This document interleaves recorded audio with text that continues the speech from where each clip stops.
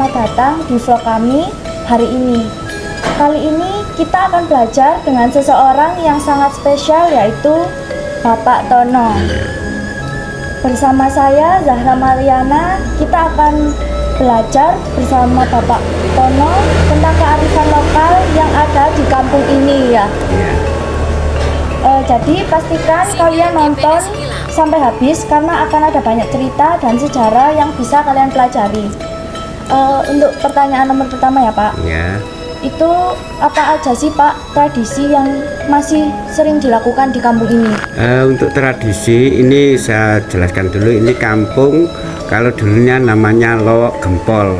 Sekarang jalannya Jalan Ikan Tombro Barat. Kemudian RW-nya 04, kelurahannya Tunjung Sekar. Tradisi yang sering dilakukan yang sampai sekarang masih dilakukan itu yang pertama tradisi tiap tahunan itu tradisi bersih desa. Kemudian yang kedua ini yang lagi rame yaitu menyangkut budaya juga, yaitu budaya lokal, yaitu budaya bantengan. Ini dikemas tiap Sabtu Minggu itu ada tempatnya, namanya di Bambu Mewek Park. Ada tempatnya khusus ya, di samping untuk ya banyak cerita nanti di Bambu Mewek Park itu. Ya. Boleh pertanyaan selanjutnya ya? Boleh, ya. Sejak kapan sih tradisi ini itu dilakukan? Tradisi dilakukan itu sebenarnya sudah sejak lama, sejak ya Pak Tono ini baru pindah itu 20 tahun yang lalu itu sudah ada ya, jadi sudah lama sekali ya turun temurun itu tradisi bersih desa, tradisi salah satu budaya bantengan itu sudah ada sejak lama. Hanya akhir-akhir ini dikemas secara profesional. Di situ contoh untuk budaya bantengan itu ada tempatnya, wadahnya itu ada jual, banyak orang jualan makanan tradisional juga. Contohnya ada lontong balap, ada pecel, ada urap-urap ya, ada istilahnya sekarang cenil, lupis itu ada, dan banyak lagi ya. Kemudian juga tukang parkir juga sekarang ada.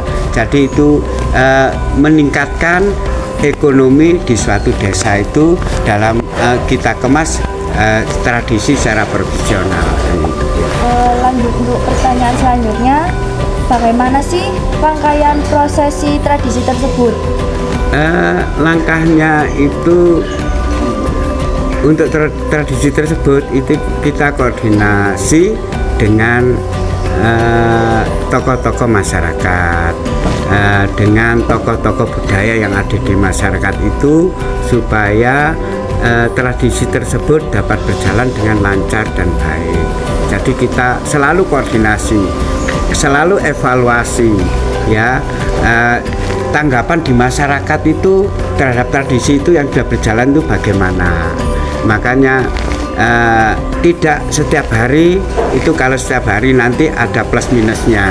Itu dikemas setiap minggu sekali. Salah satu contoh tradisi yaitu bantengan ya. Kemudian untuk bersih desa itu setiap tahun ya kita tampilkan sesuatu yang ada, keunggulan yang ada di desa tersebut. Untuk pertanyaan selanjutnya, apa peran budaya lokal dalam membangun solidaritas sosial di masyarakat? Sangat besar sekali perannya.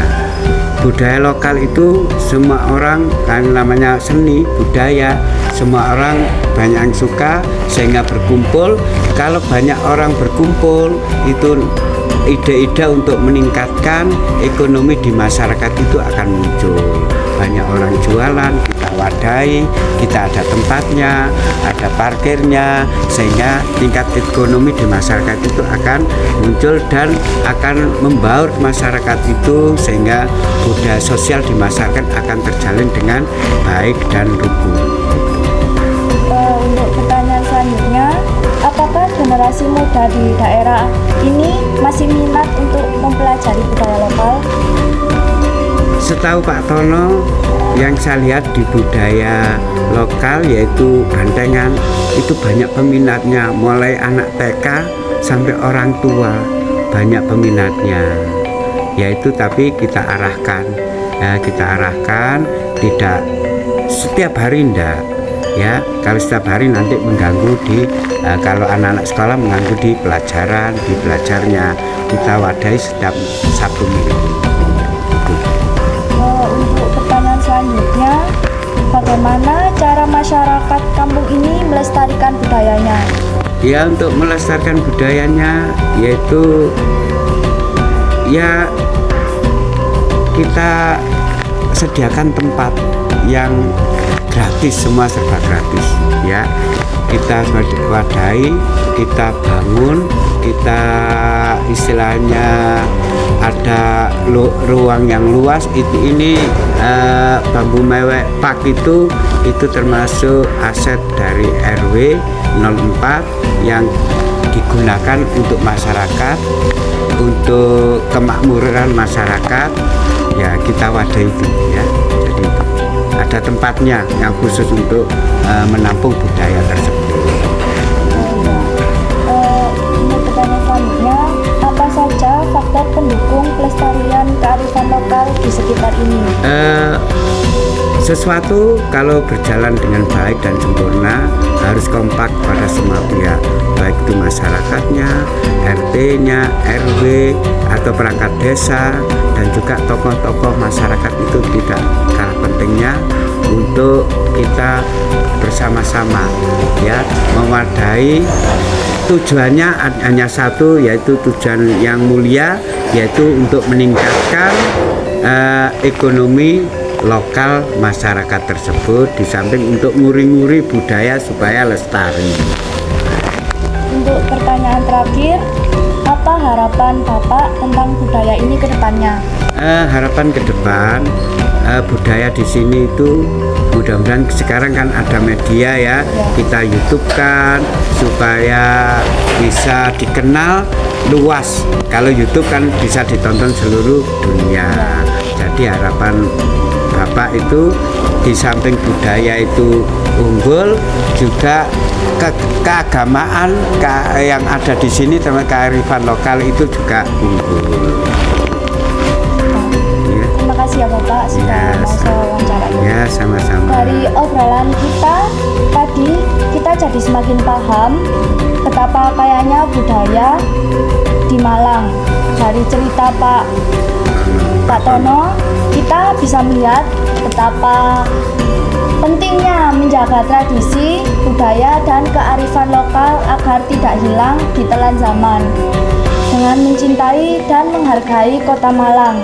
Untuk melestarikan budaya ini, kita bisa mulai dengan hal-hal kecil seperti menceritakan kisah budaya kepada teman atau bahkan keluarga. Yuk kita jadikan Malang semakin istimewa dengan terus menjaga dan melestarikan budayanya. Sampai jumpa di vlog selanjutnya. Salam budaya.